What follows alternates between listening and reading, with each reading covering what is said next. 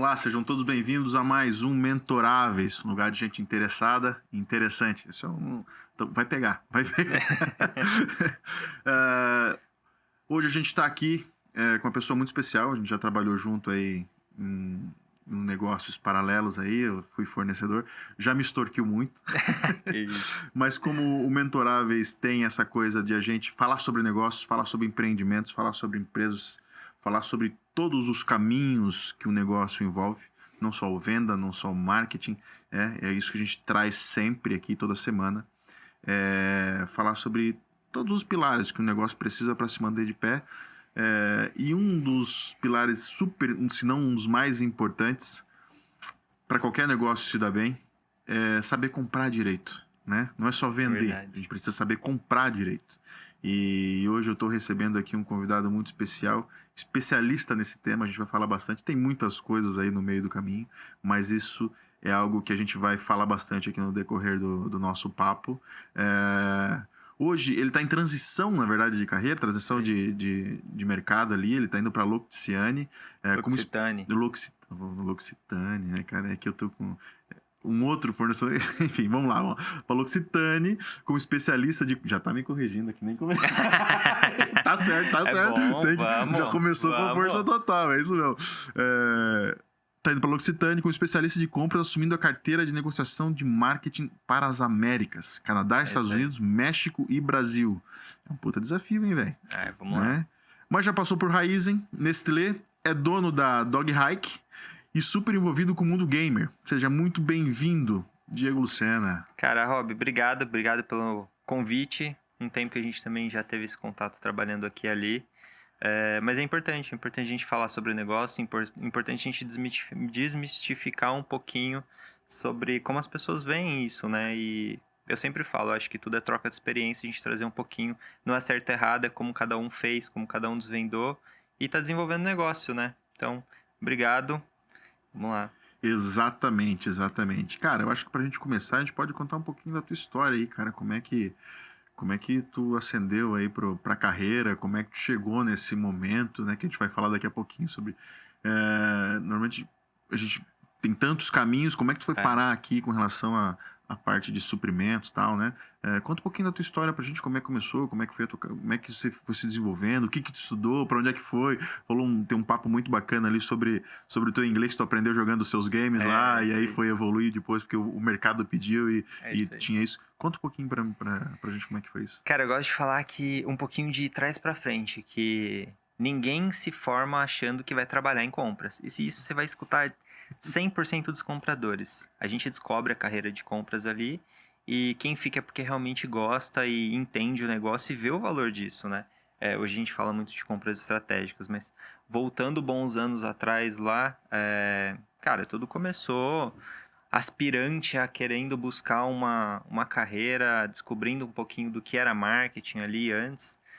Terceiro colegial, descobrindo um pouquinho de web design, aprendendo um pouco ali. E ali eu descobri o que era marketing, para onde era. Aí fica aquela pergunta: publicidade, marketing, o que era? Era muito começo ainda de como cada área ia andar, para onde ia ir cada área, né? Bom, pesquisa aqui, pesquisa vai aqui e ali, né? E eu acabei decidindo pelo marketing. Passei por alguns trabalhos e, para mim, eu tenho alguns princípios e frases ali, né? Uma das maiores... Frase é uma coisa boa, vamos muito forte, segura aí. Cara, não existe uma má experiência que não te traga alguma coisa boa. Pelo menos para não repetir de novo. Então, com isso, eu sempre aceitei muito bem os desafios que me vieram. Então, cara, trabalhei em academia, como atendente de academia. Trabalhei como diagramador ali também, de revistas, entendendo, começando um pouquinho da parte de design, que hoje é muita bagagem que eu consigo trazer, principalmente hoje negociando marketing, antes negociando eventos.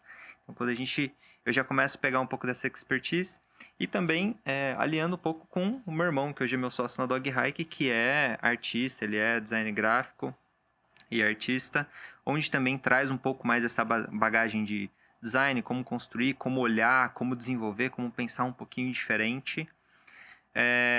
Bom, me formei em marketing, né? Me formei em 2013. Mas foi a primeira escolha? Marketing ou tinha Foi. alguma... Não, na verdade, Porque o cara sempre tem assim, eu vou fazer marketing, vou fazer direito e vou fazer medicina. Tipo, pá. Na verdade, eu tinha na cabeça que eu faria direito. E aí, depois que eu comecei... depois que eu comecei a trabalhar, entender um pouquinho, eu falei, cara, não tem nada a ver comigo. Apesar de eu ser muito mais introspectivo, e é um pouquinho que eu falo daqui a pouco, e tem seu lado bom de você ser um pouquinho assim, eu falei, cara, marketing é um negócio que vai me tirar da minha zona de conforto, que vai me colocar num patamar onde muito tímido, de ser criança, né?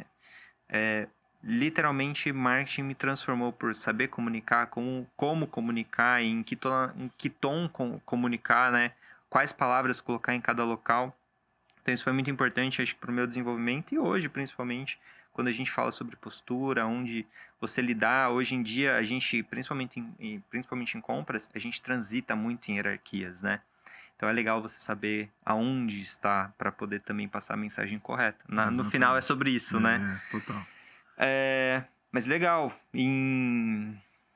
Mas isso começou desde a primeira faculdade, já foi direto pro marketing, dali.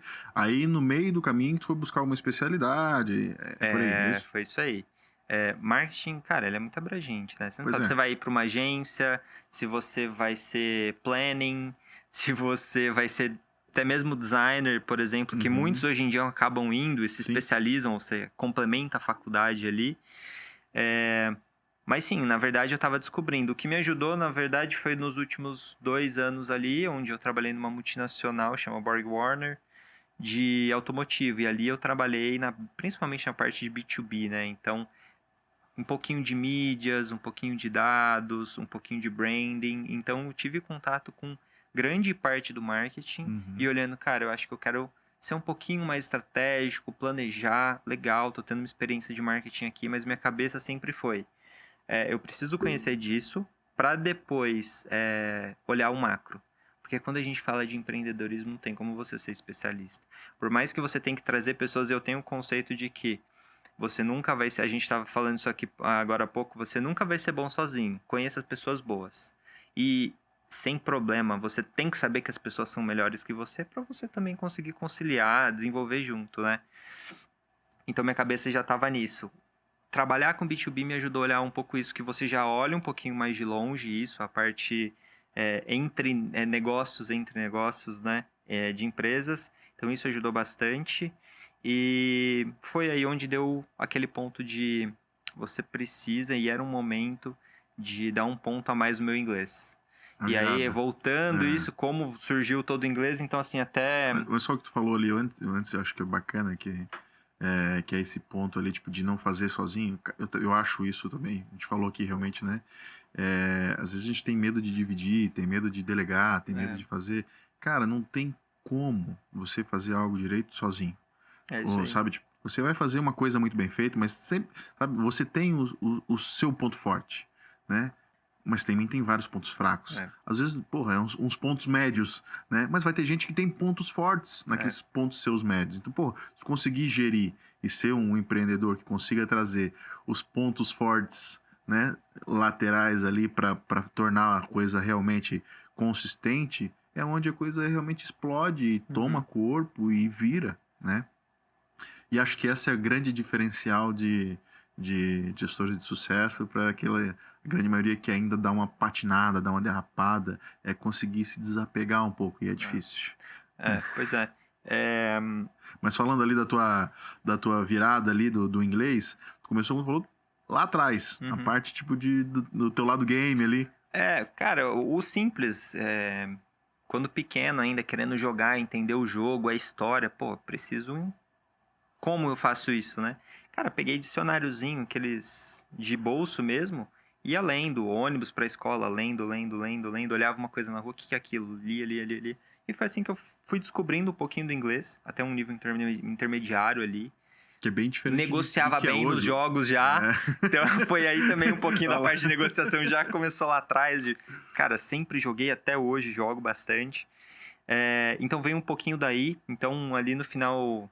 depois de 2013, começo de 2014, peguei tudo ali de trabalho que eu tinha juntado e fui pra Inglaterra, fiquei em Liverpool, cidade dos Beatles lá.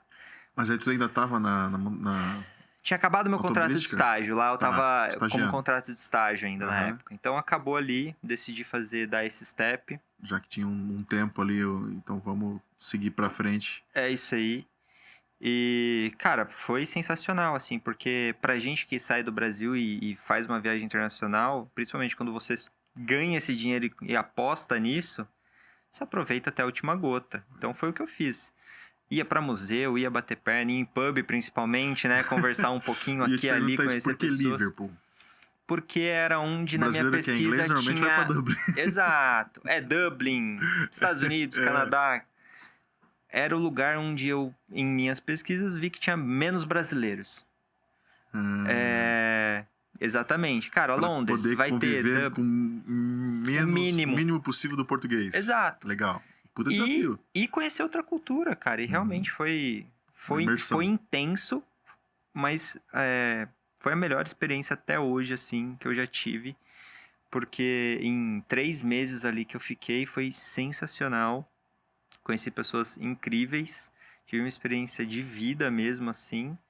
E voltei com a fluência no inglês. Então, Mas fez algum curso ou não? Ou sim, foi só, tipo, vou viver a cultura, vou aprender, vou lá na padaria, vou ver o cara pedindo o café dele, vou pedir o meu? Como é que é? teve um pouco dos dois. É? Eu fui principalmente para estudar, claro. Tinha uma escola, Já foi LSE, certo, já fui certo. Morava do lado da escola, assim, minha janela dava pro pátio da escola, assim. Legal. Escola bem legal lá também. Tem um pouquinho do sotaque que eu gosto também, né? Então isso ajudou também a desenvolver. Mas fazia um pouco disso também. Ia na padaria, ficava ouvindo o cara, perguntava, pedia informação na rua, mesmo que. Como que eu chego ali na esquina? Sabia chegar, perguntava, trocava uma ideia. E as pessoas eram muito solícitas também, que foi outra parte do porquê Liverpool. Essa parte acolhedora deles foi. Você tava parado na rua, você olhava para cima, alguém perguntava se você queria ajuda. Então isso foi bem legal. Também ajudou bastante Legal. nessa experiência, sabe? Então foi muito por aí que eu escolhi. Isso é uma dica bem legal, assim, porque a gente vem esse movimento educacional, né, que tu começa, primeira série, segunda, terceira, tipo, já tem uma linha para tu seguir. E, cara, às vezes é importante, pô, dar uma parada, dar uma folga, né, entender onde é que tá os teus pontos fortes, fracos, o que eu preciso evoluir, o que eu gostaria, e conhecer realmente, sabe, sair da sua bolha e procurar um lugar para ter uma experiência diferente, de cultura diferente, se arriscar mais. As pessoas se arriscam um pouco, né? E o se arriscar é legal.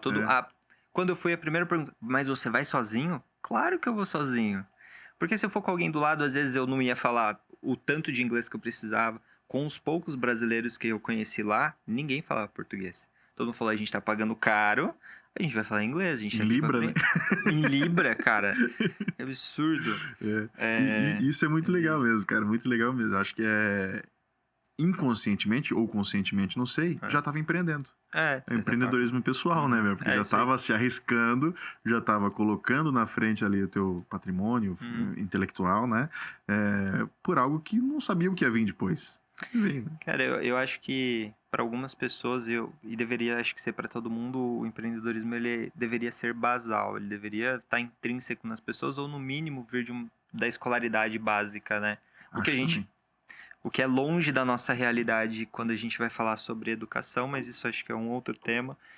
Mas acho que tudo na vida é empreender. São tudo decisões, escolhas, para onde você vai, aonde você coloca seu dinheiro, como você coloca seu dinheiro, e ter muita consciência de como você fazer isso. Então, quando a gente vai falar de vendas, que nada é do que uma parte do empreender, você está se vendendo o tempo inteiro, numa entrevista, numa reunião de projeto, tudo é venda, é tudo como você passa informação, como você constrói. Então, se você for falar sobre venda, tudo é venda, né? Você acaba voltando nisso. Mas aí ainda era muito um começo, essa volta de Liverpool. Então, depois, voltando, vim para São Paulo, comecei a trabalhar numa empresa multinacional chinesa de ar-condicionados aqui. Mas foi um período super curto. Cheguei para organizar um pouquinho do que era marketing. Cara, era uma empresa grande, uma das líderes do mercado, assim, competindo diretamente com a LG. Isso era quando? 2014, final de 2014 ainda. Legal. E... Ainda um menino. Ainda um jovem gafanhoto. Jovem gafanhoto, ótimo. Mas... A marketing pegou, cara, é rápido. Bora. Mas foi bem legal, assim, eu cheguei para estruturar um pouquinho do que era marketing lá dentro, não tinha ninguém ainda, do tamanho do que eles eram. Mas foi um período super curto também, foi intenso, foram, 4 meses, assim. A empresa acabou fechando em São Paulo e convidou a gente para fazer a movimentação para Manaus. Eu estava querendo construir minha carreira aqui em São Paulo porque eu acho que nada te coloca num patamar de desenvolvimento tão grande quanto São Paulo, pela estrutura que tem, pelas empresas que tem, pelo networking que tem, acho que principalmente. E eu acabei ficando por aqui, onde a gente entra num ano de 2015 a 2017, que foi um ano bem importante. Cara, foi nesse ano onde eu redefini, ressignifiquei algumas coisas. Foi um período onde a gente começa 2015 a crise no Brasil. Piores anos de vários mercados. Automotivo, como eu acompanhava, foi também, acho que foi o primeiro ano de queda de carros leves no Brasil, entre outros mercados. E foi um período de 2 anos e meio, mais ou menos ali, que eu fiquei desempregado, basicamente, sem CLT, mas não parado. Recessão econômica violenta. Violenta. Para todo mundo. Ainda estamos tentando se recuperar, né? Em pandemia em cima ainda. Quando a gente achou que tinha se recuperado, veio a pandemia, né? Mas... brasileiro não desiste nunca. Não desiste. Mas isso é bom, cara. Eu acho que essa gana do brasileiro é sensacional. Sensacional. E aí vem, cara, o Brasil é um país continental, né, meu? Então, quando eu sou catarinense e também vim para São Paulo por trabalho, né? Porque o mercado me trouxe para cá, tal. A gente quer fazer diferente, a gente busca, né, dentro da gente, em algum lugar onde a gente acha que vai ser. E pode parecer bobeira, mas, cara, São Paulo realmente é um lugar diferente de todo o resto. Né? De todas as cidades no país aqui, porque ela é... E no mundo também, né? Porque ela é muito grande, né? São Paulo é uma cidade que realmente, tipo... uma coisa que eu trago para mim e coloco isso muito claro na minha vida é... Quem vem para São Paulo, vem para fazer alguma coisa. Ele vem para construir, ele não vem aqui para tirar férias, tá ligado? Porque se vem para tirar férias, tipo, tá errado. Volta para casa, né? Então, cara, as pessoas que saem, se largam o conforto do seu lar, da sua família, para vir para São Paulo, vem para construir.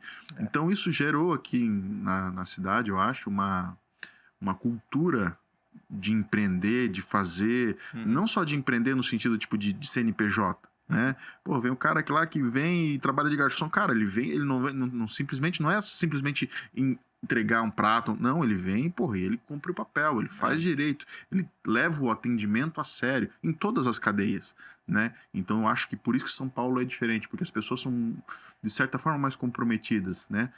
E aí não é só o paulista, é a gente do Brasil inteiro que vem para cá com esse sentimento. E isso que transforma a cidade nessa coisa pulsante que ela é. Isso eu acho muito legal. As pessoas têm que passar por aqui, pelo menos para tirar umas férias, né? Ou passear, para sentir a energia disso e poder também levar um pouquinho para sua vida. Eu acho que isso é muito, muito bacana mesmo da cidade.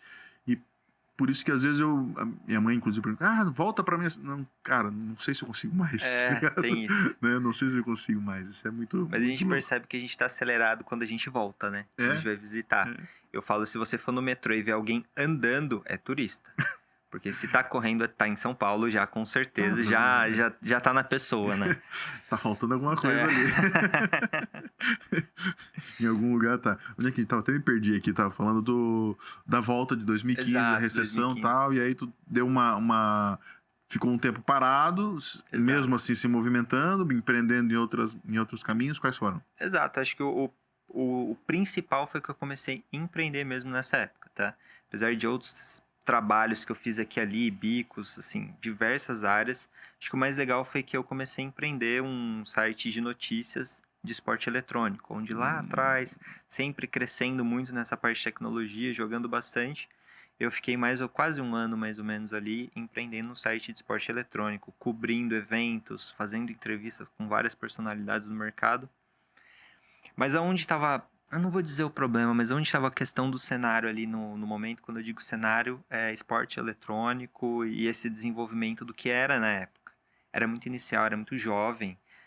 apesar da gente falar de jogos há mais de 20 anos, 30 anos bem começo lá, mas 20 anos, assim, de jogos competitivos, ainda é muito jovem, né? Se eu for fazer uma comparação, empresa hoje há 10 anos é uma empresa muito jovem. Nestlé de 150 anos, cara, tem gente que acha jovem ainda. Então tem muito chão ainda para desenvolver. E lá atrás, E o você não mercado ainda era visto meio como lazer, né? Não como era como lazer, negócio, hoje né? ainda é de certa forma, mas você não consegue contestar isso, né? Ele já se mostrou muito forte nesse ramo. Mas lá atrás as não endêmicas se questionavam com certeza, as marcas, e as endêmicas ainda estavam entendendo como investir, qual que era o retorno disso, né? Então, muito por conta disso, a gente construiu muito conteúdo, a gente converteu muitas visualizações, mas, querendo ou não, você tinha que ter um investimento, e o investimento não conseguiu se manter.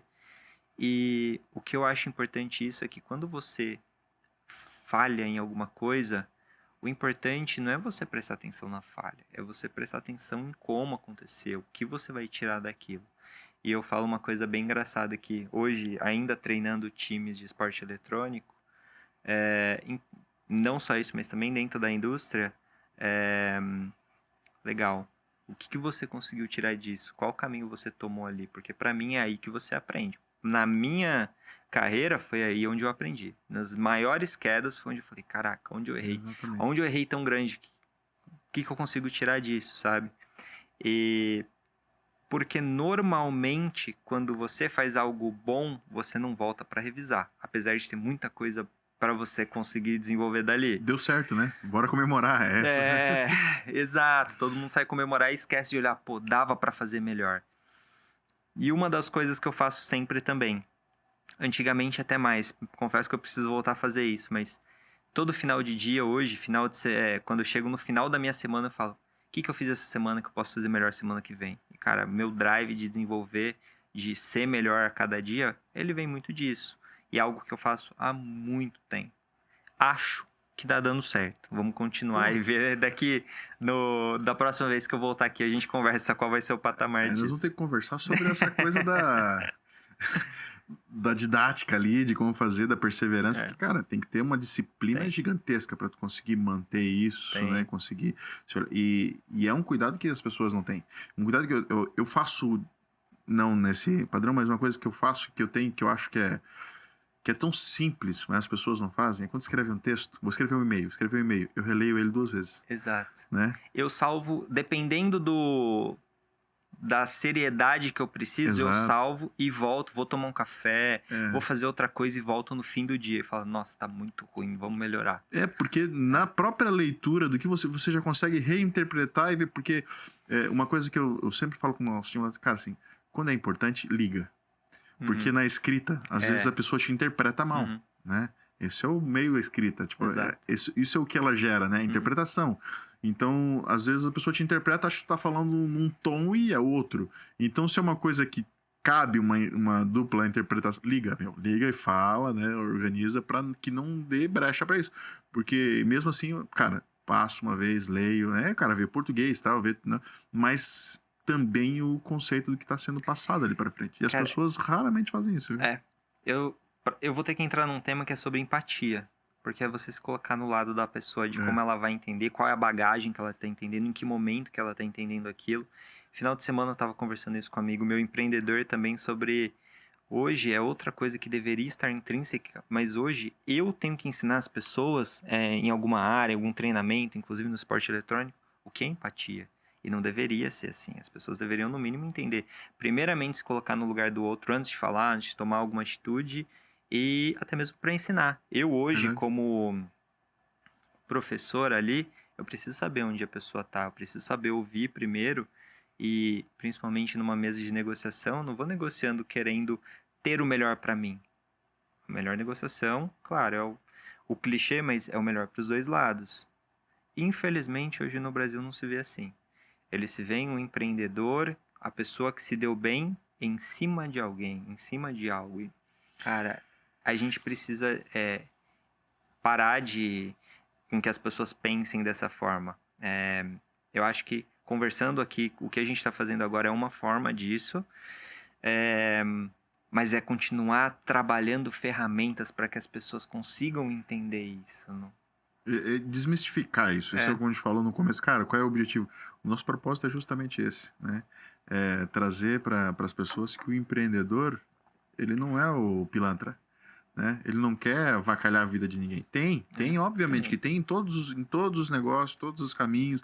Tem lá o cara que também é o funcionário e também ele tá ali 2 semanas já que tá querendo fazer a carta de demissão dele para ganhar o seguro-desemprego. Tem em todo o caminho, em todo lugar, tem gente boa e tem gente ruim, né? Mas em todo lugar também, cara, o cara que fez a cagada, que faz merda, tem vida curta, cara. O empreendedor é a mesma coisa. Sabe? Vai chegar uma hora que ele vai bater de frente com alguém que não tem tanta boa fé assim, entendeu? Vai chegar uma hora que ele não vai ter mais mercado, que vai acabar, né? Então ele acerta uma vez só e não vai conseguir fazer isso para sempre. Então, tem aquela historinha, né? Tipo, cara, como é que tu tá posicionando os teus degraus na escada?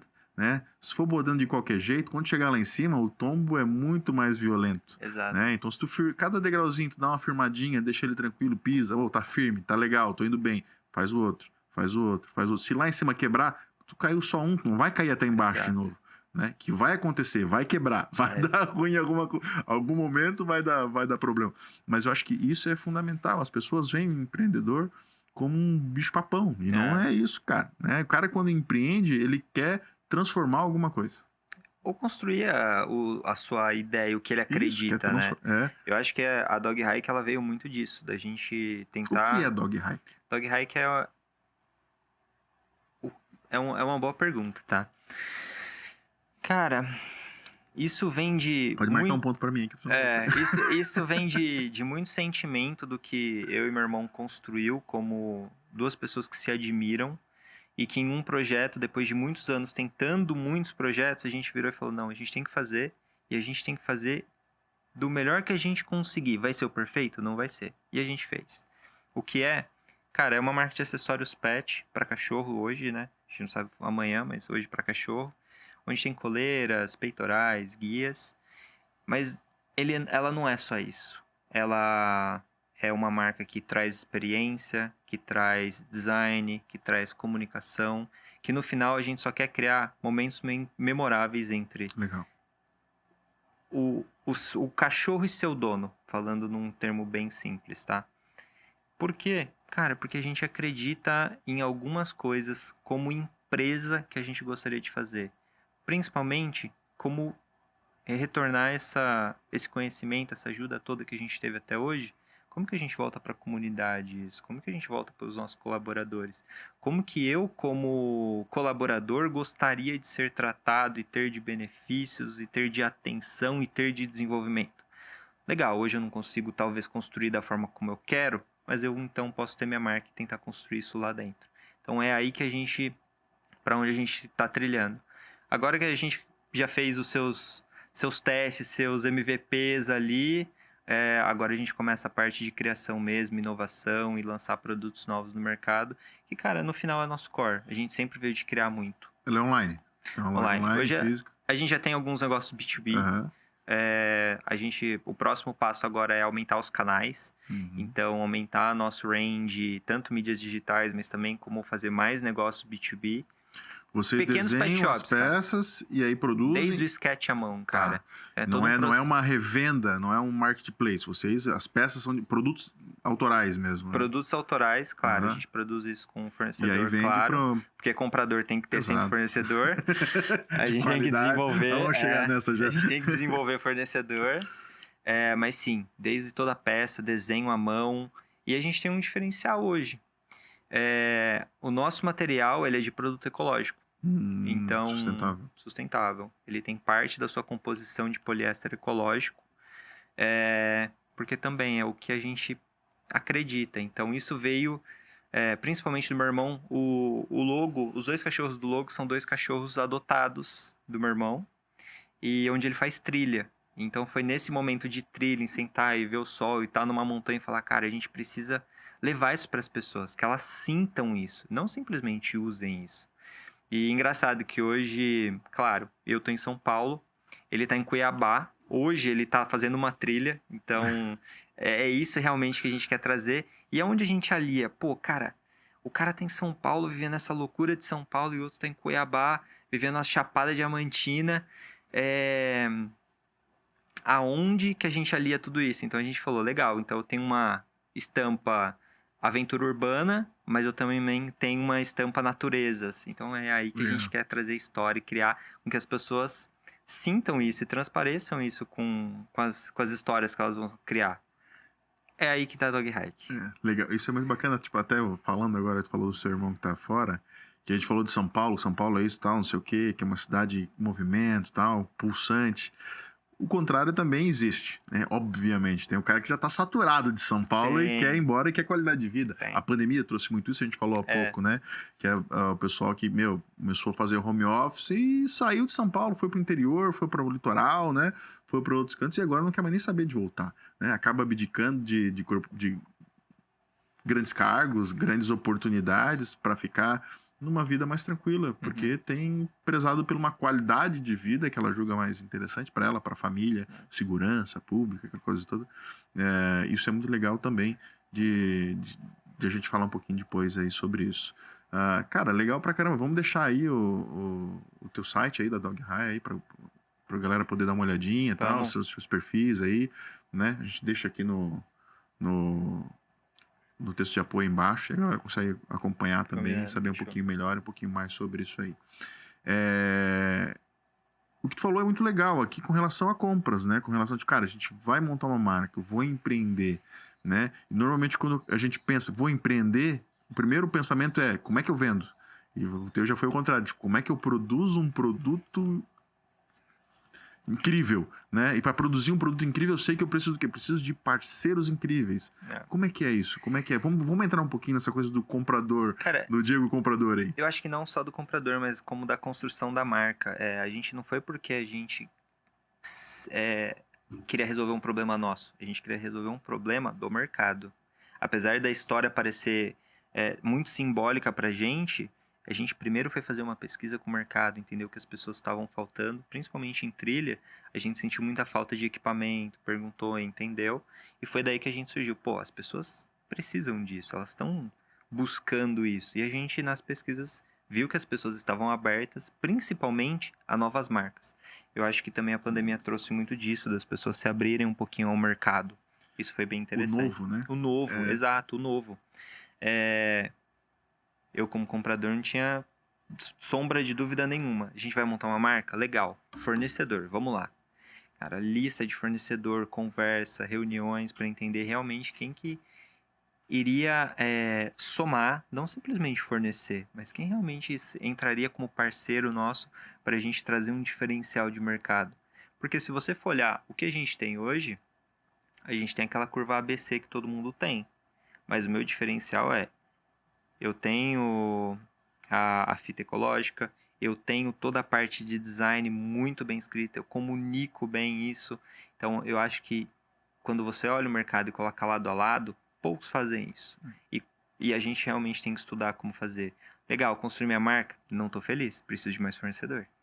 Porque o pessoal pensa, tipo, a parte de suprimentos, eu preciso do melhor preço. E às vezes não é o melhor preço. Às vezes não é o melhor preço. Preciso de alguém que realmente atenda a tua demanda com um produto à altura do que você está querendo entregar para o mercado. Hoje, em suprimentos, a gente fala muito de strategic sourcing, né? Onde a gente não olha só a compra, a gente olha o todo. Legal, você me traz um custo mais baixo, mas não sei, às vezes você está em outro estado, tem um imposto diferente, tem um frete diferente, tem uma garantia diferente, a gente olha o escopo completo. E também a gente vai além. Eu gosto de ir além quando a gente fala disso. Você me trouxe um escopo, você quer uma compra específica, mas como que eu posso te ajudar com a minha expertise a trazer um negócio melhor ainda? Ou às vezes, diferente do que você quer, que vai te atender igual, mas às vezes você não conhecia isso do mercado. Então, um pouquinho de strategic sourcing também você ir fazer todo o levantamento do fornecedor, o que ele tem, o que ele pode fornecer, como ele pode fornecer, e não só isso, como ele pode te desenvolver. Então, hoje, quando eu falo, por exemplo, de Dog Hike, eu começo a falar de fornecedores que queiram entrar para construir novos materiais. Se você for olhar, você já ouviu falar de fornecedores específicos para a área pet? Um ou outro. Se você for olhar, tem muito metalúrgica que começou a fazer material para área pet porque uma empresa falou, cara, eu preciso disso, ninguém faz. Faz pra mim? Faço. Hoje em dia o cara é referência. Quando eu tava na Nestlé, teve um case muito, muito legal da parte de café, onde eles fizeram... Falando em café, quer um café? Cara, quero um café. Traz dois lá pra nós, lá, já que entramos no assunto. Deu até uma salivada. Sempre quando aqui. fala café, né, já vem aquele... Já vem cheirinho. É. Café, vai, continua. Inclusive, né, Nestlé, se quiser trazer um cafezinho e ser nosso parceiro, fica à vontade, a gente não acha ruim em nenhum momento. E lá que eu aprendi a tomar realmente café, viu? Eu aconselho. Vamos lá. E aí, quando a gente fala dessa parte deles, eles ofereceram um novo projeto para os fornecedores, onde o cara já era grande prestando serviço, produto para a Nestlé. Ele falou, eu quero que você seja nesse formato aqui. Eu quero que você seja completamente ecológico, eu quero que você mude sua fazenda inteira para atender a gente. Aceita? Legal, aceitou. Cara, fechou um contrato super bacana de um período maior assim, onde não só isso, você comprou uma ideia, legal, então eu vou investir em você. Consultor para você poder desenvolver seu processo, isso é parceria, cara. Claro. Você entendeu? Então hoje a gente começa a falar muito disso. Né? Compromisso. A gente começa a falar e olhar muito isso para o mercado. Quem consegue construir junto com a gente, não para a gente, necessariamente. Exatamente. Tá? Então, são os próximos passos. Trazer novos produtos junto com fornecedores. Isso eu acho bem bacana, assim, porque quando eu sempre falei, cara, para todos os nossos clientes ali, amigos e próximos, cara, parceria é algo fundamental. Né? Porque parceria reflete confiança. Mas aí vem do brasileiro de novo. Às vezes a parceria é só para um lado. E não é parceria. Não é. Né? Então, quando tem realmente essa parceria que tem esse comprometimento, cara, eu vou fazer diferente. Porque ali, Nestlé, legal pra caramba esse case, porque a marca tinha isso intrínseco na sua cultura, querendo transmitir isso. Então, tipo, é difícil de ter. Então, tem que vir realmente uma corporação grande lá de cima e ir descendo, né, cadeia, para chegar a alimentar tudo. Só que ela tem que ter esse respaldo para poder movimentar tudo, porque tecnologia, provavelmente a marca não tinha isso, então os fornecedores não tinham, então teve que realmente mexer em tudo. E aí, trabalhar toda a sua gestão, trabalhar todo o seu histórico de como fazer a coisa, para ali daqui 2 semanas o parceiro não querer mais, pô...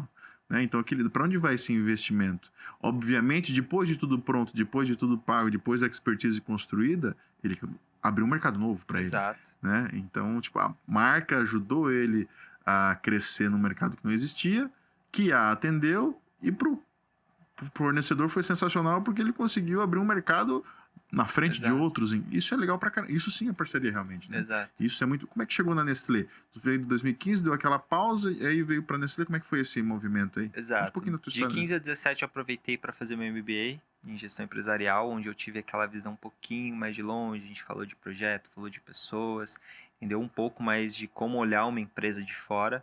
Então isso me deu muita bagagem, foi bem bacana. E 2017 até 2020 eu fiquei na Nestlé, eu recomecei toda a minha carreira. Porque 2 anos de mercado ali onde eu fiquei fora, cara, foi estrondoso, assim, de como mudou o mercado e como as oportunidades apareciam, né? Então, foi nessa época onde eu, como pessoa, me ressignifiquei, onde, cara, todo dia, 8 horas da manhã, pra mim é sagrado. Trabalho. 8 horas da manhã, eu tô na minha estação, fazendo o que eu preciso fazer. Não tenho nada, eu vou achar algo pra fazer. Eu nunca vou ficar parado. Então, aí eu me ressignifiquei e falei, eu preciso me abrir. Até essa época eu tava muito nessa pegada de, cara, marketing. E minha esposa me ajudou a me elucidar com... Marketing pode ter sido uma ponte para você chegar em algum lugar. Aonde? Não fazia ideia onde isso ia me levar. Então eu comecei a me abrir. Foi onde veio compras. Cara, compras... Legal. Apareceu oportunidade para mim, compras? Mas por que compras? Vamos aí, né? Só que uma coisa foi sempre legal. Eu sempre tive... muito claro skills que eu precisava trabalhar. Eu entrei numa posição, voltei para assistente, tudo de novo. Falei, legal, mas aqui eu vou aprender alguma coisa. O que eu vou aprender? Cara, primeiro dia, listei várias coisas que eu precisava de soft skill, principalmente networking. Foi aí onde teve uma mudança muito grande. E aí eu comecei a desenvolver. Em menos de um ano subi de cargo, desenvolvi. Entreguei projetos globais super legais, onde nessa época eu já começava a liderar projetos, fazer várias reuniões globais. Dentro da Nestlé. Dentro da Nestlé. Participei do primeiro projeto feito no Brasil e aplicado globalmente. E desenhei, desenvolvi, treinei e deixei como legado o segundo projeto também desenvolvido no Brasil. Foram os 2 primeiros, né? Um grande parceiro meu que começou e esse segundo fui eu. Ganhei certificado de um dos melhores projetos globais do ano da Nestlé. Foi maravilhoso, assim. Onde, com tudo isso, sempre, nesses 3 anos, eu tinha muito claro o que eu precisava me desenvolver como skill. Porque quando aparecesse a oportunidade, eu ia estar pronto.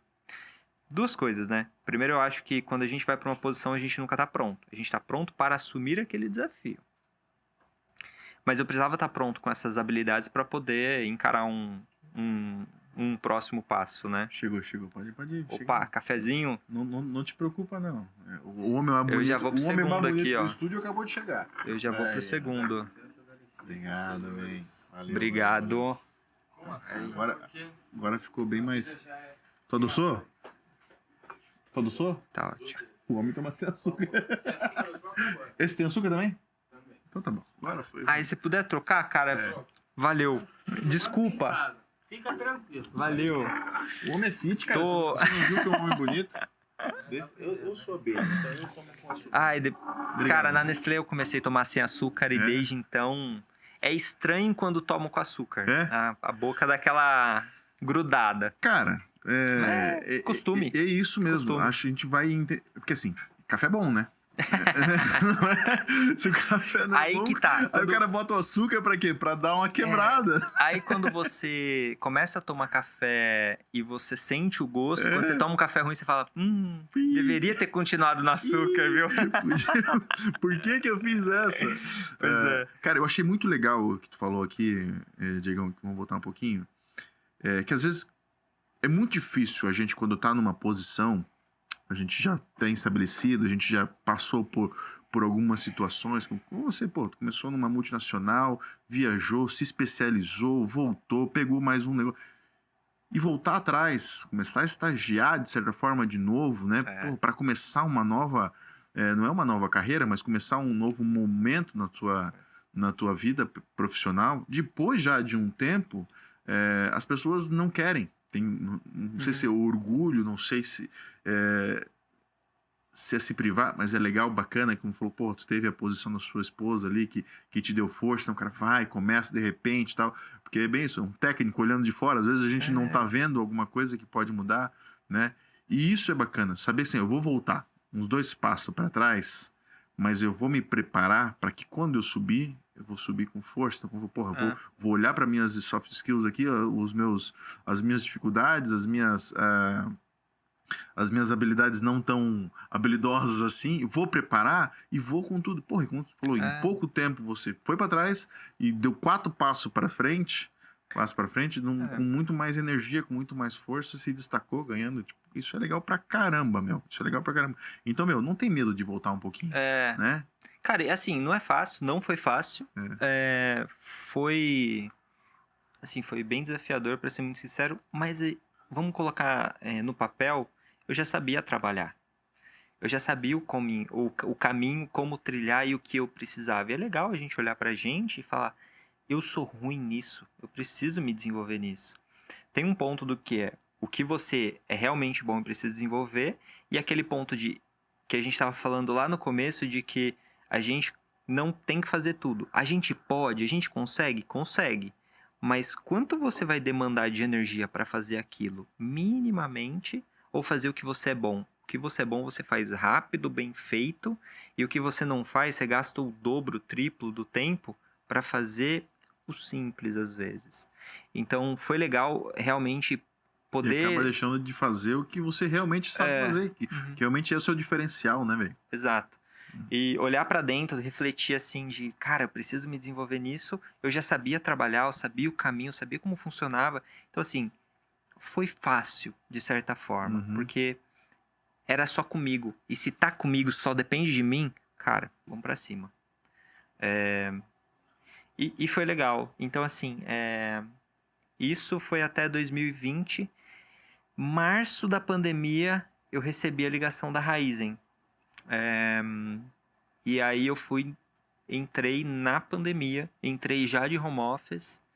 Então tava todo mundo nessa transição de ir para escritório e tal, eles já estavam. E aí eu fui para comprador já negociando algumas frentes, algumas um pouquinho diferentes. A minha principal carteira lá era o que eles chamam de vendor income. É negociação com a indústria para as lojas da Shell Select. Sim. Então a gente fazia negociação... Que é um mercado bem diferente. Vamos Bem sair diferente. de Nestlé para Raizen. Mercado, sim. A tua área, de certa... Não. Isso.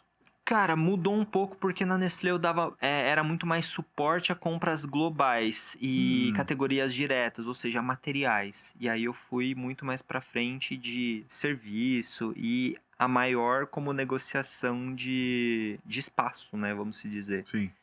Então assim, muda sim. O core, o principal, cara, você já tem muita base. Então... Abrir, construir fornecedor novo, tal, entender isso. o mercado, né? Tinha toda a parte de negociação das novas lojas da Shell Select, né? Mas também tinha... Opa, chegou. Valeu, obrigado. E tinha a parte dessas negociações com Ambev, Red Bull, Nestlé, Mondelez, enfim, várias indústrias, por esses espaços, né? Para Então, abastecer a Select. basicamente, tá? Várias ações, em eventos, tinha uma gama completa, assim, de tipos de negociação ali dentro, tá? Fiquei 1 ano nessa cadeira ali na Raizen, e aí foi onde, nesse período, eles foram construindo uma joint venture entre Fenza e Raizen, que formou o grupo Nós. Hoje é a empresa que está na frente da Shell Select e das novas lojas Oxxo, que está abrindo todo canto. Toda esquina. Opa, tropecei, uma Oxxo, né? Mas é legal, realmente essa é a estratégia. E o modelo deles também é legal pra caramba, né? Sim, Tipo, não é aquelas pequenininho ali, compacto, consegue trabalhar. Bom, foi lá que a gente se conheceu, né? Na Raizen. Então, uma marca que eu também conheço um pouquinho aí já de estrutura, né? E aí, como é que foi? Tu se desenvolveu lá dentro, saiu para outro mercado e tal? Como é que aconteceu? Dentro do grupo, né? Apesar de ter essa transição. Você sempre trabalhou, de certa forma, em umas corporações gigantes, nacionais, né? De certa forma. Então, se parar para pensar assim, cara, é diferente. Eu trabalho numa microempresa. Então, eu tenho um relacionamento direto com o proprietário, com a diretoria, de certa forma, porque eu tô perto, o negócio é pequeno. Isso. Uma corporação desse tamanho... Como é que é escalar isso, sabe? Porque é bem assim, eu saí, voltei para estagiar e fui, já estava liderando um time de novo. Cara, o rapaz é bem notado, é isso. Cara, eu acho que é muito questão de postura. Você assumir o desafio, se colocar naquele desafio Isso é legal. e não ter Conta medo. um pouco sobre isso, porque acho que isso pega um pouco, né? Porque, mais uma vez, isso é empreender sendo funcionário. As pessoas acham que, tipo, eu sou funcionário, então, tipo, eu vou ali, bato meu cartão e vou embora, fiz o que eu fiz, não fiz, acabou. Como é que é isso? Conta um pouquinho como é que foi essa tua escala. Isso é legal, isso é bacana de se falar. Eu sempre entrei numa posição para dar o máximo que dava. Parece clichê? Parece, mas realmente foi o que eu coloquei em prática. Eu acho que postura e muito que o marketing me trouxe, um pouquinho da minha estrutura, até mesmo, como eu comentei, ser um pouquinho mais introspectivo, eu sempre fui muito analítico. Então, no momento que o começo de uma conversa eu tô mais quieto, mas quando eu começo a conversar, cara, já tá muito bem definido o meu pensamento ali, eu já tive alguns links entre pensamentos, negociações, e ali eu trago realmente algumas informações que são necessárias para o momento. Então eu não gosto muito de florear o em volta. Então ter essa postura mais séria me ajudou bastante. Eu estava falando isso, inclusive, no final de semana, o quanto que a sua postura, como você comunica, traz realmente uma boa mesa de negociação, um bom entendimento da mensagem que você quer passar. Porque, querendo ou não, isso ainda é muito visto quando a gente fala do mercado de trabalho. Você pode se vestir como você quer, sem sombra de dúvidas, mas você não vai numa reunião entre diretores vestido com uma regata. Você não vai passar a imagem que você precisa. Exatamente. Então, é complicado, eu me entendo. Minha postura, e é engraçado, porque hoje eu estou em uma corporação e no período da noite eu estou com games, que são pessoas completamente o oposto, né? Então, e comprar a ideia de que a sua posição é o seu negócio. Então, quando eu estou falando como compras, a gente fala muito sobre custo. O menor custo, o melhor negócio. Não necessariamente o melhor negócio é o melhor custo, mas eu tenho que ter esse balanço. Eu tenho que realmente dar tudo de mim para dar o melhor para a companhia, onde no final eu não estou dando só o melhor para a companhia, estou dando o melhor para todo mundo da companhia. Porque se você reduz custo, consequentemente, seu resultado no final do ano é maior. Então, de certa forma, sim, a gente é defensor disso, né? E eu compro isso, assim, com unhas e dentes, sabe? Eu acho isso bem bacana mesmo, porque é essa questão, né? Porque você tem que gerar valor, né? Porque tu vai conseguir baixar o teu produto, deixar ele mais competitivo. Exato. Então, se tu ir só comprando, tem que, obviamente, ter os teus fornecedores, trabalhar eles, tem que ser justo, né? Nem sempre o mais barato, porque às vezes o mais barato acaba não te entregando, Exato. né? Mas chegar nesse equilíbrio, né? Entre o melhor benefício e o melhor custo, acho que é o essencial, né? Vamos falar um pouco sobre isso, como é que se desenvolve isso, falando sobre compra, tá? Porque isso é fundamental para qualquer corporação. Explica um pouquinho mais a tua área. Como é que funciona? Como é que é a vida do comprador? Cara, tudo começa de uma necessidade. Alguém tem alguma necessidade em um certo tempo, com um certo dinheiro, e a gente vai para o mercado entender um pouquinho disso. Quem é o mercado? Aonde estão essas pessoas? Aonde estão esses fornecedores? O que cada fornecedor tem para entregar? Ele tem tudo, ele não tem? A gente tem que olhar isso apartado em específicos fornecedores, ou a gente tem alguém que entrega isso de um pacote completo? Quais que são os diferenciais, além do que eu preciso do meu básico, do escopo que a área nos traz? O que esse fornecedor consegue trazer a mais? Eu estou pedindo? Não é o que eu estou pedindo no meu escopo principal, mas ele pode. E aí começa, nesse período, já um pouquinho da onde está o comprador, entender um pouquinho o escopo, questionar, ir para o mercado, entender um pouquinho de quem é o mercado, quem são os fornecedores. Entendi tudo isso, legal, a gente vai abrir uma concorrência. Claro, tem todos uns estudos, cara, se eu for falar de um processo completo, pode demorar 6 meses, pode demorar um ano de um evento. A gente começa, por exemplo, com muito tempo de antecedência, a gente abre concorrência com esses fornecedores, fala, cara, é isso que eu preciso, dessa forma, explico para todos os fornecedores quais são as necessidades, eles vão trabalhando junto com a gente e junto com a área. Eu tento colocar não é que eu tento colocar, na verdade, isso acontece porque a gente tira todo o viés da área requisitante. Eles não olham preço, eles não... basicamente, eles só são líderes da parte técnica. No comercial não se envolve. Nada, porque senão você enviesa a pessoa. E isso é importante. A solicitação não vem uma solicitação de uma área específica, você recebe aquilo, faz um estudo em cima e aí joga para o mercado o que você está precisando. E aí começa os estudos. Exato. E não vou nem falar de ferramentas, cara, porque se for falar de ferramentas também, vixe, hoje tanta coisa que tem, pandemia ajudou muito e desenvolveu bastante ferramentas. Tem ferramentas que você acaba fazendo o processo inteiro de requisição dentro da ferramenta. Mas, cara, pode vir por um e-mail, pode vir por um SAP, pode vir por 1 milhão de lugares. A gente joga para o mercado, entende o mercado traz isso para a gente, é onde aí a gente olha toda a parte técnica, mas para mim, o comprador tem que olhar toda a parte técnica, tá? E aí passar para a área. A área também entende, a gente faz avaliações, se a gente precisa de ajuste, ou se a gente já faz uma avaliação. E dentro dessa avaliação, pesos, critérios, o que é importante fazer a avaliação, qual que é o peso de cada avaliação, qual que é a nota disso, junto com o que é trazido do comercial, e é isso já com suprimentos, e tem uma nota ali ponderada. Aonde que a gente tem uma nota de corte, daqui para baixo, cara, acabou. Não tem por que eu desenvolver esse fornecedor, porque tecnicamente, principalmente, ele já não atende. Se ele atende tecnicamente, eu parto para o comercial e desenvolvo isso, a gente cai em negociação.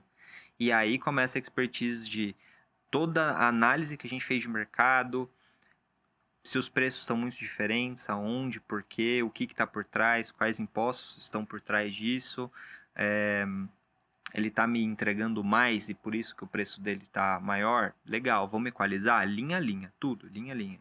Cara, se eu for fazer uma equalização de eventos, eram mais de 400 linhas tranquilamente. Coisa pra caramba. Coisa pra caramba. Então, a gente olha linhas, a gente olha cluster de divisões para entender onde estão as oportunidades. E aí entra um pouco de, legal, vou fazer um evento. O que eu sei que custa bastante evento? Pô, hotel custa bastante. Pô, cenografia custa bastante, toda a parte de estrutura. Aí a gente começa a entrar um pouquinho. Legal.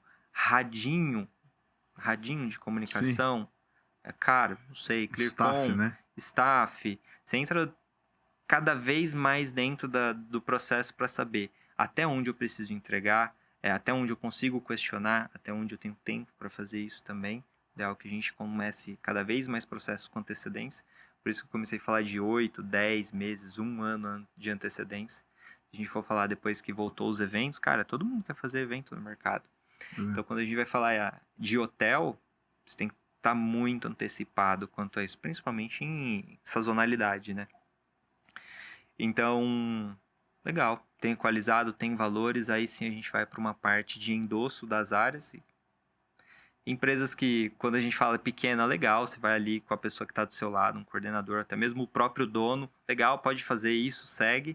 Mas em outros casos, onde a gente tem toda uma hierarquia, times de aprovação, apresentações, criação de materiais estratégicos para essas apresentações, e uma fase gigante de questionamento também para a gente responder, dar toda a visibilidade para essa diretoria, para esse board, que é importante também, sim, né? Senão, nada é aprovado. Tem que prestar conta, né? Exato. É normal.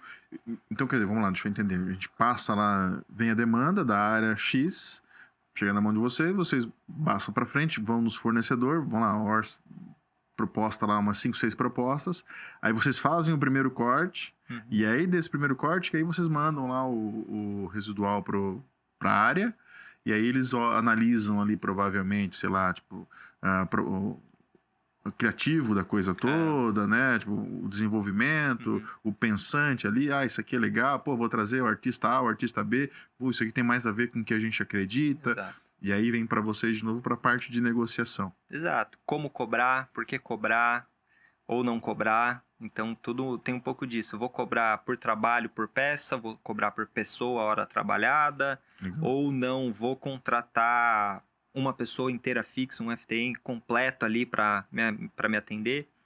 Depende. Negócio a negócio, demanda a demanda, o que a área precisa. E aí, quando a gente vai falar, legal, você me trouxe essa demanda, por que não mais? Você está me trazendo um evento pequeno no ano, ou uma compra de embalagem no ano? Legal. Quanto você vai precisar disso? Mas é um design diferente. Legal. Vamos negociar o criador. Sim. O cara de design para fazer essas criações. Em vez de eu pagar por projeto, eu vou pagar pelo ano. Então tem um pouco disso, de como você entrar. Então, cara, qualquer coisa que você botar na mesa, surge uma imensidão de pensamentos, que para mim isso já é muito comum, né?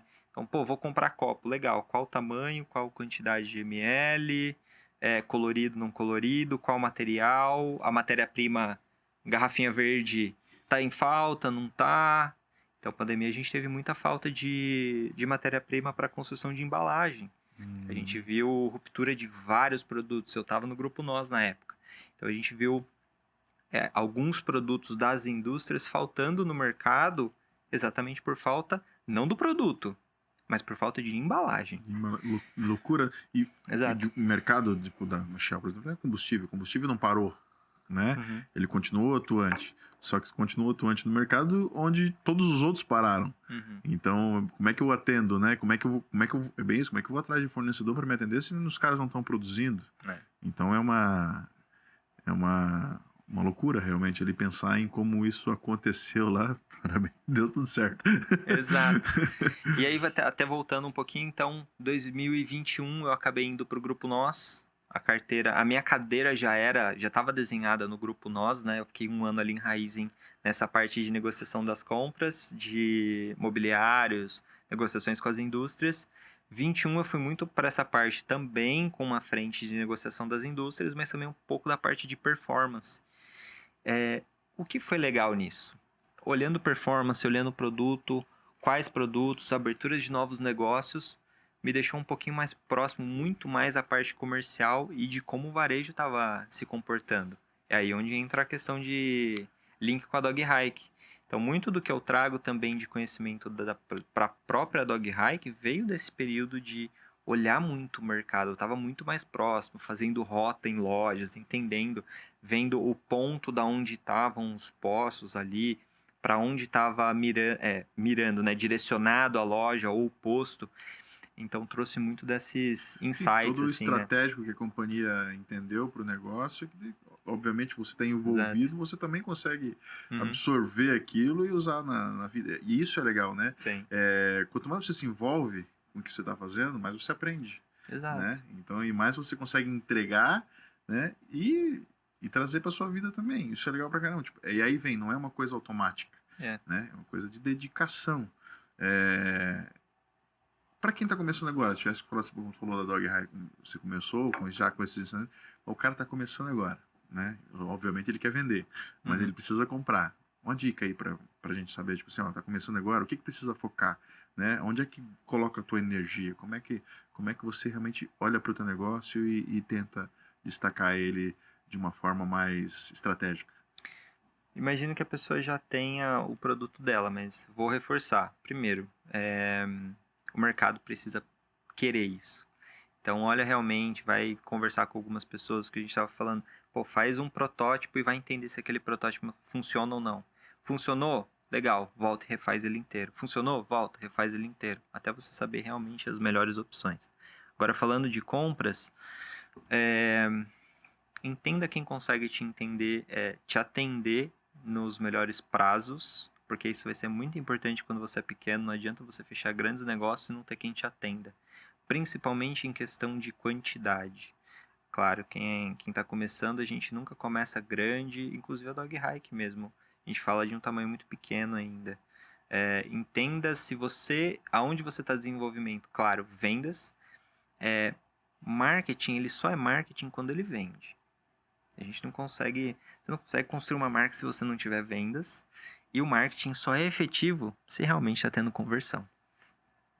Então, para ter conversão, você precisa ter uma cadeia de suprimentos muito bem estabelecida e com fornecedores que, se um falhar, você tenha com total certeza que algum outro vai conseguir, com qualidade e prazo, te atender. Claro, a gente vai falar de prazo de pagamento. Quando você é pequeno, dificilmente você vai conseguir falar. Se você negociar com algum grande, você vai, mas você perde notoriedade na sua negociação. Ou seja, você vai ser o plano D, talvez, ali. E posso mencionar até mesmo quando a gente falar de algumas empresas grandes que focam só nos gigantes e deixa isso um pouco desequilibrado, 80% do mercado delas são grandes e 20% pequenos. Quando você perde um grande contrato, você quebra. Que é grande, Já né? vi. Lá naquele período de 2015 a 2017 ali, eu atuei na parte de assessoria empresarial. E eu vi muito isso. Empresas que tinham um bom porte, pouco estruturadas em processo financeiro e processo operacional também, mas que, cara, grande parte do incoming delas vinha dessa parte de grandes clientes.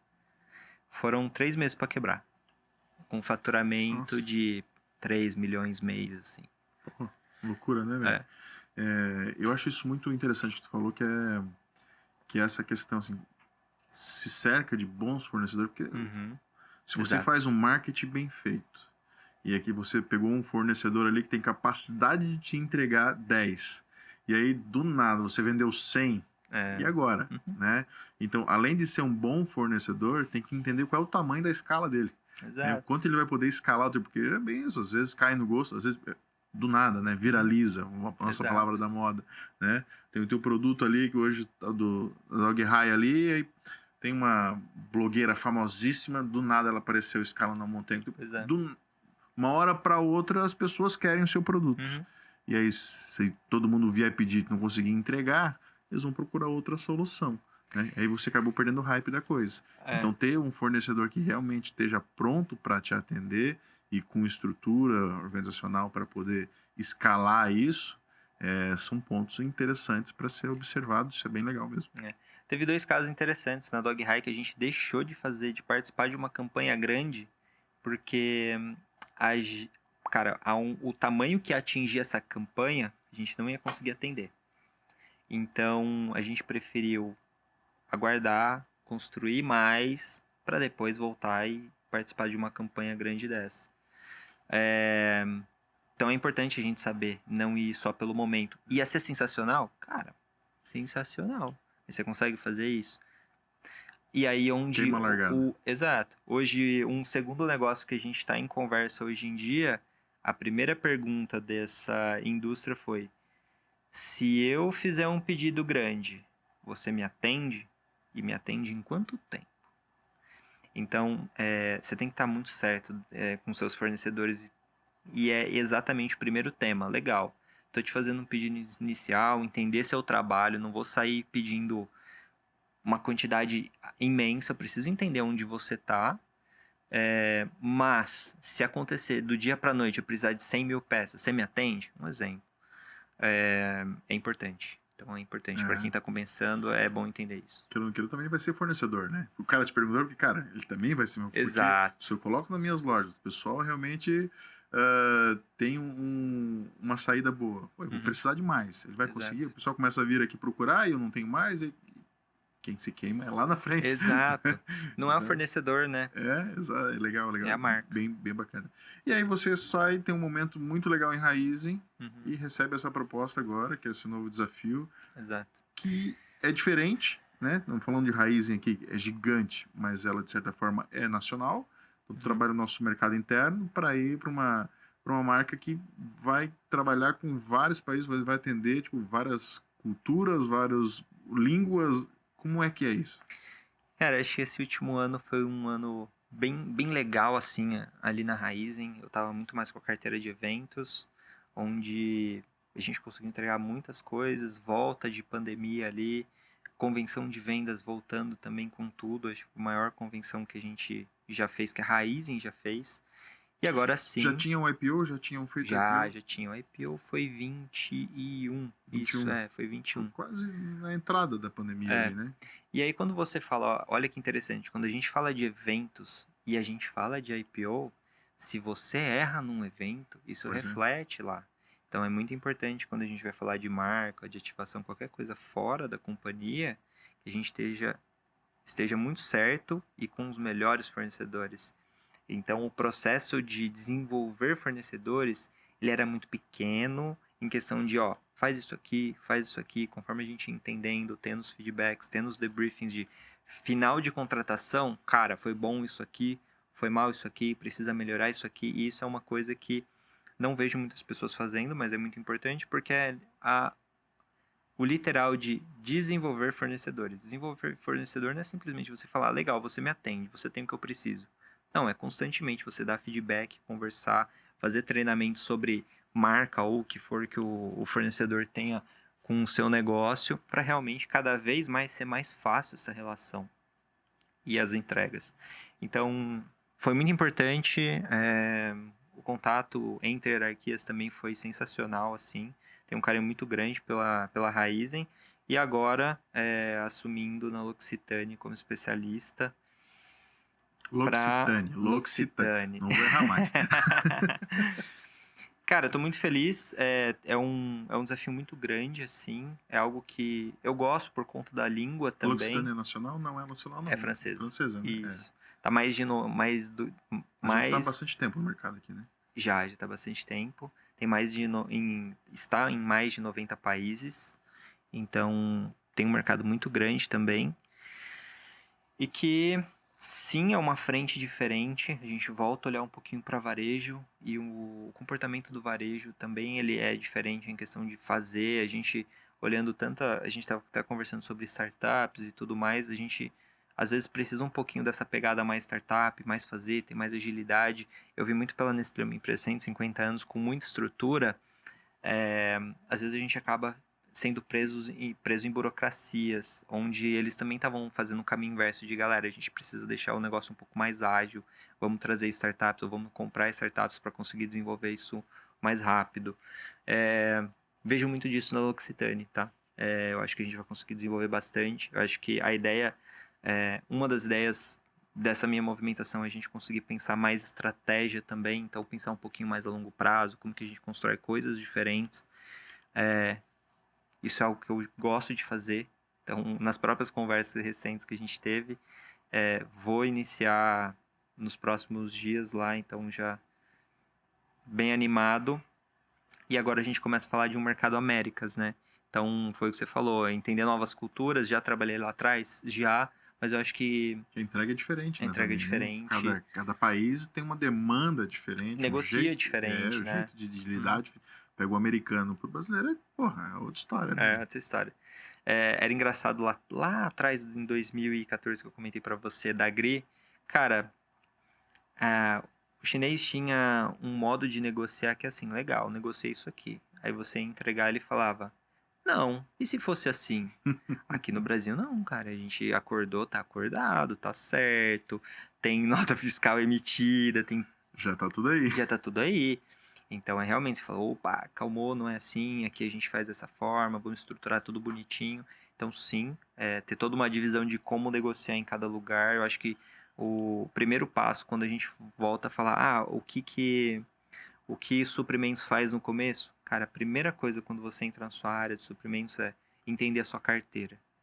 Aonde estão seu 80/20, onde você tem que colocar mais energia, como estão sendo feitas as coisas, o que muda ponteiro, o que muda, mas muda menos, e aonde você às vezes consegue colocar menos energia, mas desenvolver ao mesmo tempo, sabe? Então, esse é o primeiro passo, olhando para o futuro, cara, entender todo o mercado e começar a desenvolver estratégia. E mais uma vez é uma marca que tem um produto totalmente diferente do que tu vinha trabalhando, é uma outra área, um outro segmento. Sim. Como é que se prepara para isso? Cara, estudar. Para mim é tudo conhecimento. Eu tenho uma outra frase. Podem me tirar tudo, mas não me tiram conhecimento. Então, se tem algo que eu invisto é em ler, desenvolver, me especializar. Então, acho que conhecimento é tudo. E você está preparado para o momento. Você está preparado para a posição? Não, você está preparado para o desafio. É verdade. Isso é muito legal. Cara, parabéns. A gente já se conhece há um pouco tempo ali, já trabalhamos junto, já me extorquiu. Mas acho que é isso mesmo, essa coisa da negociação. Isso é interessante porque é sério, né? Uhum. É um processo sério, não é uma coisa, tipo, brincando, tipo, o vendedor sempre dá uma apertada, mas é uma coisa séria, realmente cada um lutando pelo seu, né? Eu para te atender o melhor possível, né? E você querendo o melhor possível para a corporação, e se todo mundo tá de acordo, todo mundo tá feliz, né? Então, tipo, tá bom para você? Tá bom para mim? Vida que segue, vamos ser felizes. Eu acho que isso é bem legal. E tem processo e ferramentas, né? Quando a gente fala de suprimentos, é legal ter a mesa de negociação, pô, eu faço aqui, ali, mas por trás tem muito conhecimento, tem muito material que a gente estuda para conseguir chegar nisso. E é importante ter isso e gerar, por isso que a gente falou coisa aqui no Mentorável de novo, essas pílulas de sabedoria aí, que não é o programa inteiro, não é uma hora, mas se a gente conseguir lá que a pessoa tenha uma frase de inspiração, de insight que mude a vida, né? Como tu falou, tipo, a gente tem todo um processo e é fundamental estar atento a esse processo. Se a pessoa consegue suprimir isso e colocar no seu dia a dia, já valeu. É isso. Né? Acho que isso é importante pra caramba. A gente como negócio também tende a querer outras coisas, tende a passear por outros caminhos, né? Ir longe, querer ganhar o mundo de uma vez só, né? E ele falou assim, pô, às vezes o processo demora 8 meses, demora 1 ano para sair, porque tem muita coisinha. E é isso, as pessoas não se atentam aos detalhes, né? Quer fazer já, quer fazer para ontem, né? Então essa coisa do processo de ter esse entendimento, de pô, tem que olhar linha a linha, né? Isso aqui é importante também, né? Não é só a Ivete Sangalo que vai cantar a artista principal. Tem um radinho do cara do staff, né? Que quantos precisam? Às vezes tu falha um e esse um ali é o cara que era responsável por... Então é importante tu ter esse cuidado linha a linha e é fundamental para que a coisa lá no final seja realmente redonda, realmente funcione e tenha o valor que se espera daquilo. Muito bacana, muito bacana. Tem a parte do game que a gente não falou tanto, né? Acho que a gente podia explorar um pouquinho isso, como é que o game entrou nessa parte. Ó, você era o gamer e tal, e mudou, hoje dá aula. Como é que o game participa da tua vida, da tua gestão ali? Como é que tu tem tempo para isso, man? Acho que tu falou sobre isso, pô, como é que eu tenho tempo para lidar com tudo isso? veio muito da minha essência, né? Desde pequeno jogando, então jogo... O jogo que eu atuo hoje, eu venho desde 2001, competindo desde 2003, profissional desde 2015. E o que é engraçado é que as duas profissões, elas se conversam. Por mais que eles estejam em lugares muito diferentes e distintos, elas se complementam, na minha opinião. Se não fosse isso, como eu estaria numa carteira global se eu não tivesse o inglês que eu aprendi com o jogo? Ou a lógica de desenvolver, pensar e ligar raciocínios para construir um projeto global ali na Nestlé, se os jogos também não tivessem me trazido esse pensamento um pouco diferente de ligar charadas, vamos se dizer. Então, ele se conversa bastante. Hoje, eu atuo em um time, né? Eu tô como analista de um time que chama B4. Esse mês, a gente acabou de voltar de Dallas, do Campeonato Mundial. Já é o terceiro Mundial que a gente participa, isso no cenário feminino. Já participei tanto do cenário masculino quanto feminino. Hoje no feminino. Já é o terceiro Mundial do feminino e o time continua. A gente deve ter mais alguns campeonatos aí pra... Como é que funciona um time de game? Desenha melhor pra nós ali. Tem uma guia? Dá uma guia pra gente ler. Cara, a princípio, 5 pessoas de cada lado dentro de um servidor. Sendo muito simplista. Mas por trás, a gente tem treinador, tem analista, tem fisioterapeuta, tem nutricionista, tem psicólogo, tem manager, tem o gerente ali do time. Tem então, estrutura mesmo. Tem estrutura mesmo. Hoje em dia, quando a gente fala de jogos eletrônicos, ele é realmente um mercado. As pessoas todas com contrato, participando de campeonatos onde existem organizações produzindo, com premiações, viagens internacionais também. Então, ele hoje é um cenário profissional mesmo, né? Principalmente por conta dos contratos, salários e tudo mais. Cara, e quando a gente vai falar Brasil, os salários já começam a ser altos. Quando a gente fala de cenário internacional, assim, de organizações internacionais, a gente já tem grandes não endêmicas participando e colocando Audi, BMW, Red Bull. Red Bull tem tudo, né? Que você fala hoje sobre esporte. No Brasil ainda é considerado entretenimento, mas alguns países já é um esporte. Na Dinamarca já tem aula na faculdade. Então é um cenário, cara, muito grande. Vai crescer. O Brasil é um dos maiores cenários de esporte eletrônico que tem, de jogos, né, no geral. Como é que a gente tá no cenário nacional, mundial? Tem bons times? Tem bons times e acho que, assim como no esporte convencional, o Brasil, ele constrói muitos atletas, né, muitos jogadores. Acho que pela gana que a gente tem de pegar aquilo e fazer, levar aquilo pra gente, né.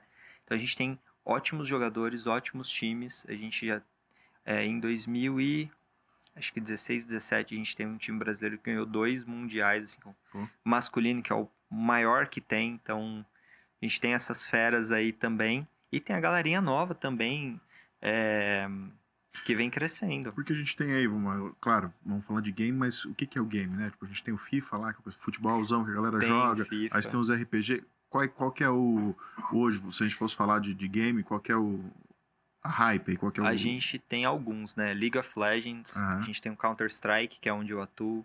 A gente tem Valorant, a gente tem FIFA, a gente tem Street Fighter, a gente tem Fórmula 1. Cara, tudo que você imaginar de jogo hoje, onde ele consegue ser multiplayer, basicamente ele vai ter alguma estrutura para campeonato ali. Os maiores são os jogos de tiro ali, FPS, e os de estratégia, que é Dota, League of Legends.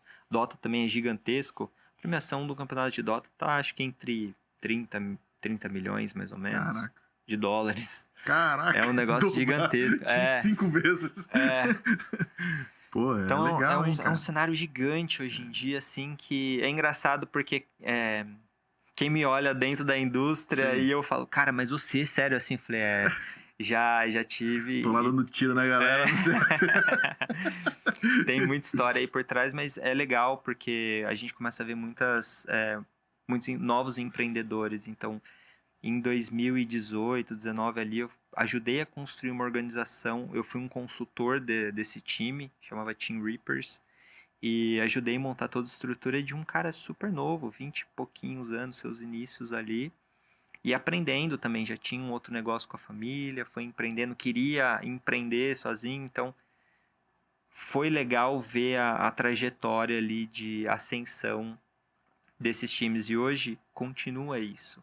Então, eu quando entro numa organização, por mais que entro ou como treinador ou como analista, cara, eu saio dando pitaco em tudo, em marketing principalmente, em como desenvolver negócio, em empresas, por ter vários contatos, fala com essa pessoa aqui, eu acho que é legal você ir por esse lado aqui. Então, é bem legal e a gente começa a falar não só de jogadores, mas também trazer influencers, que nada você...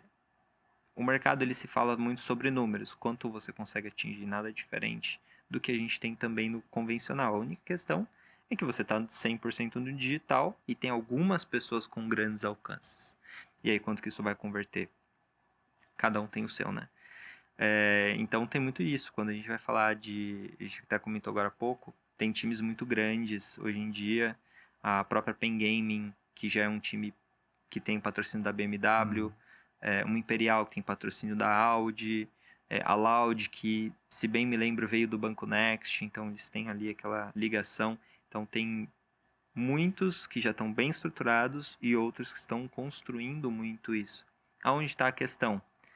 Você trazer cada vez mais patrocinadores para isso, para ir gerando mais negócio.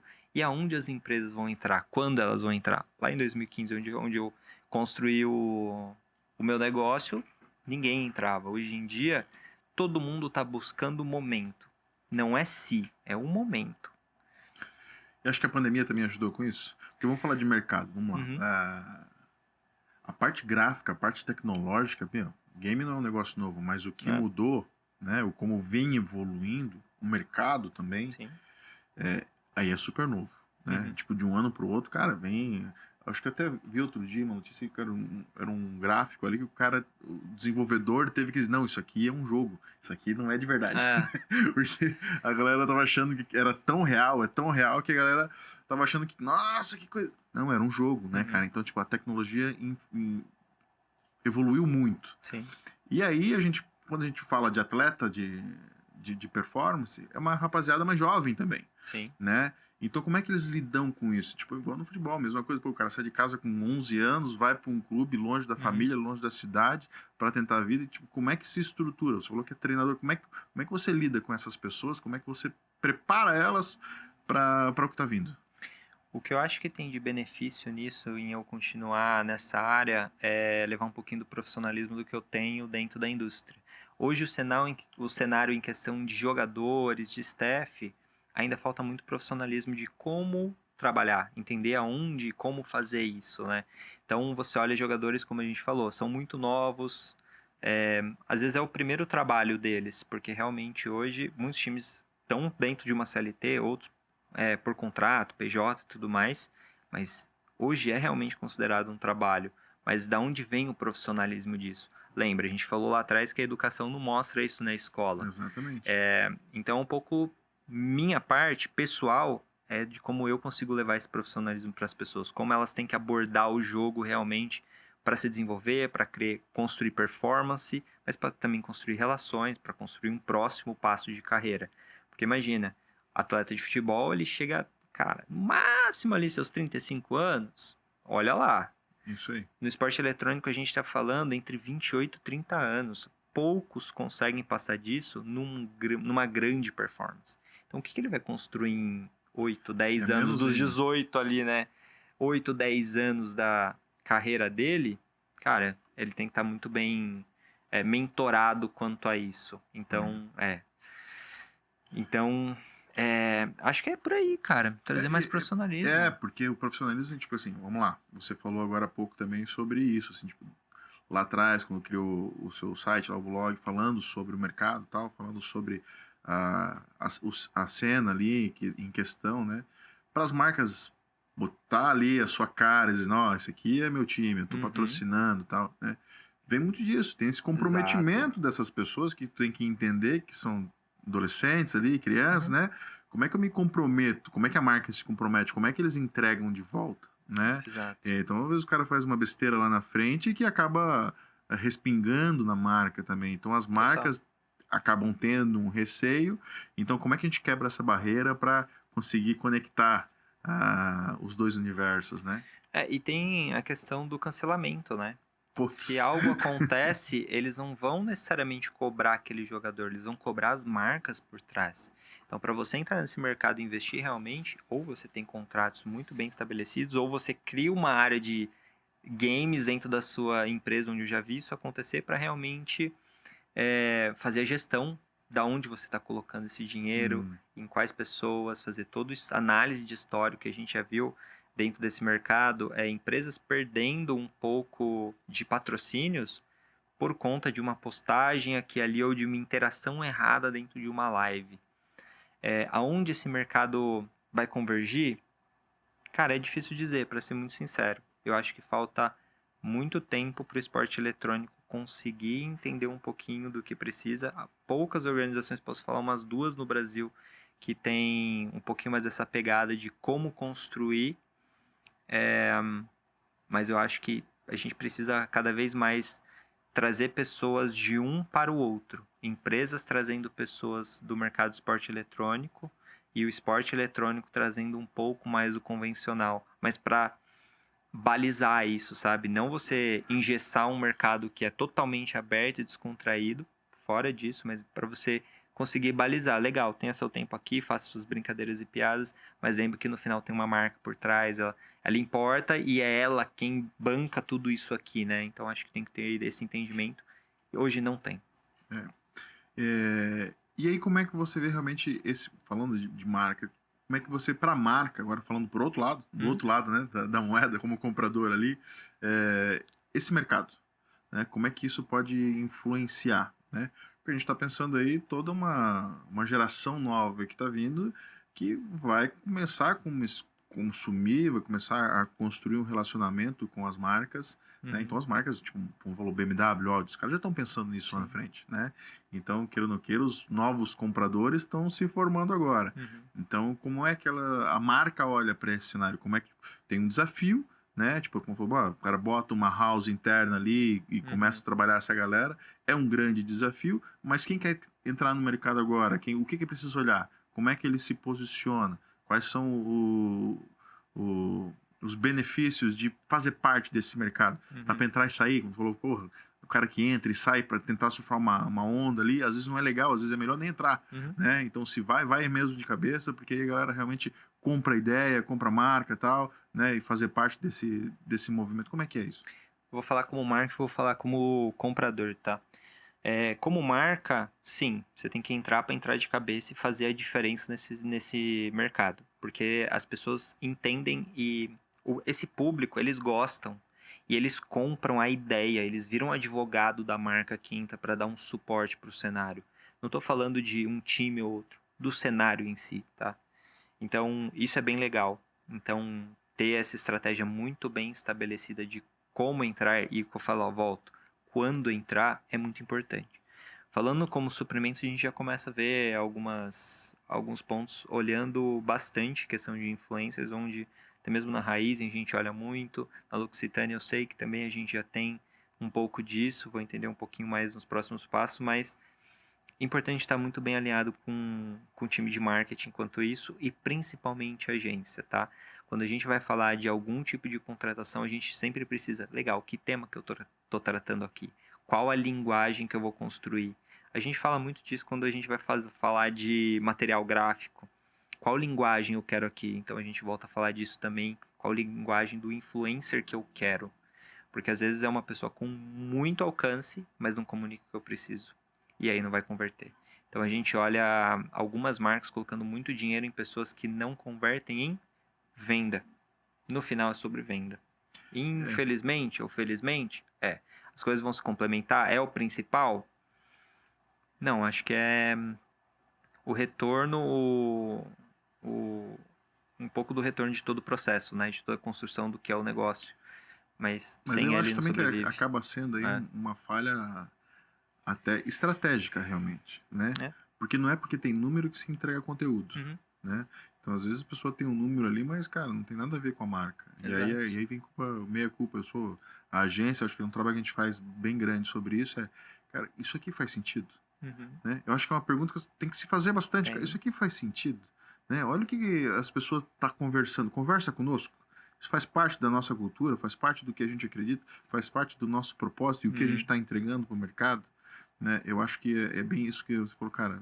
Não é só pelo número, né? Tem que entender se aquilo ali realmente tá em sintonia com o que a marca tá levando para o mercado, entregando ou querendo entregar para o mercado, né?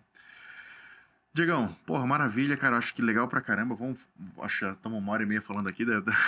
Tá com pressa pra tomar um café em casa também. Tá de férias, peguei a semana. O cara parou uma semana né, de day off ali pra poder curtir a vida e se ajeitar. E eu falei, vem pra cá, vamos conversar um pouquinho. Cara, só um pouquinho pra prazer, prazer estar aqui.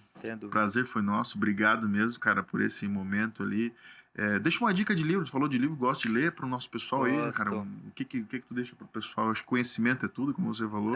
Cara, não é que eu estou lendo, eu tô há um período refletindo sobre esse livro, eu já li, chama Quiet.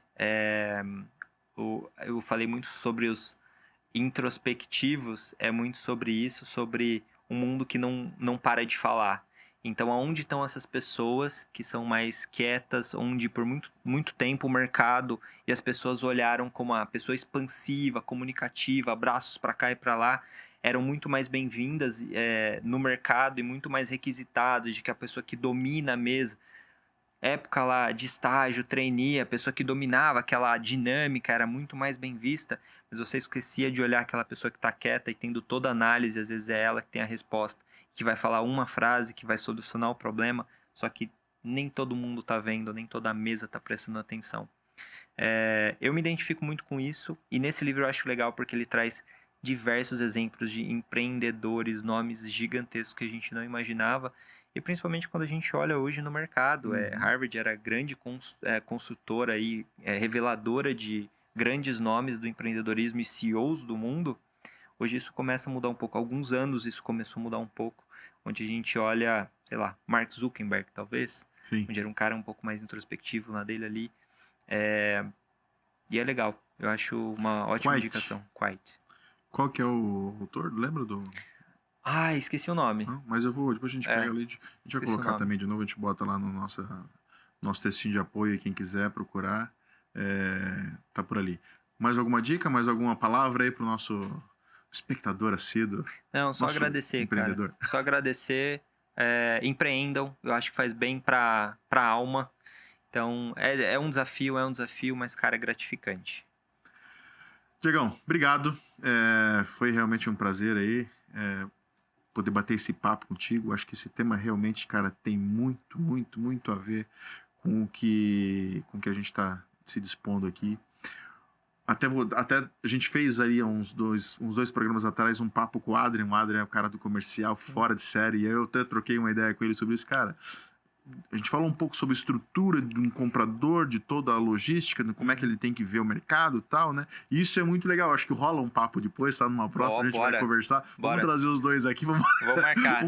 um especialista na compra, um especialista na venda. Eu acho que vai ser legal pra caramba. Legal. Eu acho que isso é um papo bem divertido que a gente pode ter lá pra mais pra frente. Mas agradeço de novo. Obrigado pelo carinho, pela atenção, por estar aqui. Espero que tenha curtido também a experiência de estar conosco aqui. Maravilhoso.